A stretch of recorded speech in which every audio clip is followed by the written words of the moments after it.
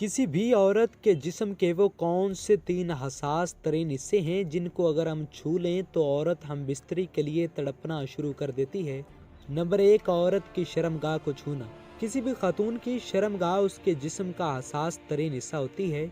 अगर कोई भी इंसान औरत की शर्मगाह पर हाथ लगाता है या फिर उस पर अपना उज़्व रखता है या फिर होंठों से किस करता है तो औरत फौरन गर्म होना शुरू हो जाती है, जिसके बाद वो हम बिस्तरी यानी के मिलाप के लिए तड़पना शुरू कर देती है।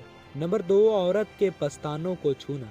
किसी भी खातून के जिस्म का दूसरा हसास तरीन हिस्सा उसकी छाती पर मौजूद पस्तान भी है। किसी भी औरत की छाती उसकी खूबसूरती में इजाफा करती है और नॉर्मल साइज की छाती हर मर्द को अपनी तरफ खींचती है।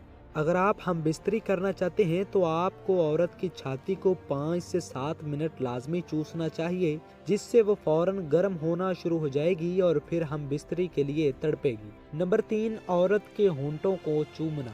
अगर कोई भी इंसान किसी औरत को हम बिस्तरी के लिए तैयार करना चाहता है तो उसको चाहिए कि औरत के होंठ चूमे और उनको अपने मुंह में लेकर चूसता रहे। इसकी वजह यह है कि होंठों को चूमने से उसके अंदर शहवत बढ़ेगी और एक आग सी भड़क उठेगी, जिसके बाद वो मर्द के उज़्व को पकड़कर खुद अपनी शर्मगाह पर ले जाएगी और ज़बरदस्त तरीके से हम बिस्तरी करेगी।